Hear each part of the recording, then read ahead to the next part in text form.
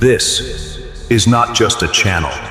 This is where questions are born, where fights for survival, where artificial intelligence reshapes reality and the universe. Welcome to Curiosphere. All right, today we're going to dive into a pretty profound and, honestly, a kind of unsettling idea. It's all about our changing relationship with power and the really dangerous question that comes with it. The source material kicks off with this quote, and man, it's powerful, right?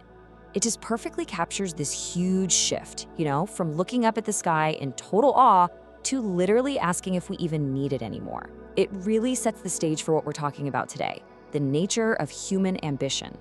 And that leads us right to the central and, pretty uncomfortable question we're tackling. Has humanity started believing it's God? Now, let's be super clear here. This isn't about religion in the way you might think. Nope, this is about power. It's about our capabilities and whether our own creations have kind of inflated our ego to a, divine level. So to really get into this, we've got to frame the problem first.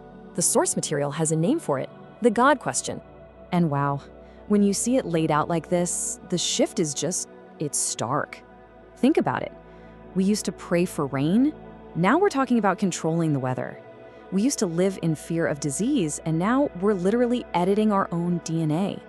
We went from searching for God to trying to build one in a lab. The change is absolutely staggering. So how in the world did we get here? I mean, this didn't just happen yesterday. It's this huge psychological shift that's been thousands of years in the making. A journey from basically fear to incredible power. And this slide right here, I think it just nails the core change in our whole mindset. For most of human history, the question was, what are we allowed to do? What does nature or God or the universe permit? But now, the question has completely flipped. Now we just ask, what is possible? It seems like the only limits we even see anymore are the ones in our technology. The source material gives us this great little story to kind of illustrate the danger here. So you got this king, right? He builds a massive dam, controls a river, ends floods and droughts for his people. And what happens? They start calling him a god. And he starts to believe it. His hubris, his ego, it just blinds him to the warnings. And in the end, that dam cracks. And the flood it unleashes is worse than anything that came before. The very thing he built to control nature ends up destroying his kingdom. And the lesson from that story is crystal clear, isn't it? This isn't really about a dam failing.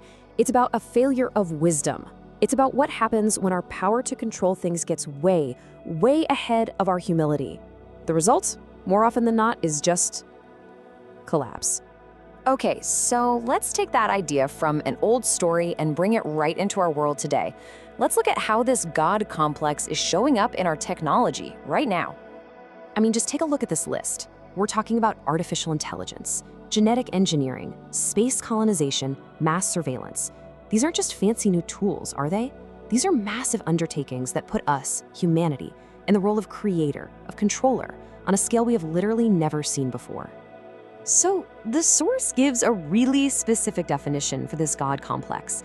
And it's not just about being powerful. It's something more dangerous. It's the belief that because we can create something, we're somehow free from being responsible for it. It's creation without accountability. And this is where it gets really real, especially in the tech world today. We're not really asking, should we build this anymore, are we? The question that's driving everything is, how fast can we scale it? The should we gets totally steamrolled by the can we. But here's the thing. This kind of thinking doesn't happen in a vacuum. The planet, our world, it's responding to what we're doing. And it is sending some pretty darn clear signals. And these aren't just news headlines, Climate change, mass extinction, our oceans choking on plastic. These are the real, tangible consequences of a mindset that said, hey, we're above the rules of nature. We acted like there wouldn't be a response, and the response is here. I think this next line from the source is such a critical way to think about this. Nature doesn't punish, nature responds. It's not about the planet getting revenge on us, it's just physics, it's cause and effect. We've pushed the system on a massive scale, and the system is simply pushing back. When you really look at all the evidence, the conclusion is pretty humbling, and you just can't escape it. We are not gods. We're guests here. Our very survival depends on a system we didn't build, and that we definitely don't fully control. And that leads to what might be the biggest, most important question of our time. With the power to literally rewrite life itself, who decides? When we have tools like CRISPR and AI that can change the very course of our species, who gets to make that call? Who's in charge? And at the end of the day, this isn't a problem that more technology is going to solve. It's a deeply human problem. It really just comes down to a choice we have to make about who we want to be. The source really forces us to turn the mirror on ourselves with this one. If power is what defines a god, then what is it that defines being human? As we chase that godlike power, what are we leaving behind? Is it our empathy, our humility? Is it the very stuff that makes us, well, us? So it feels like we're standing at a crossroads with two very different paths ahead. You've got the path of the false god on one side, all about domination and control. And on the other, you have the path of the true human, which is about protecting, building, and showing compassion. There's this line from a poem in the source material that it really sticks with me. The universe gave you hands to build, not fists to rule. It's such a perfect way to put it, right? It suggests that all our amazing abilities, they're not for ruling over everything. They're for creating, for taking care of things, for building a better world, not just controlling the one we have. And I think that really gets to the core message here.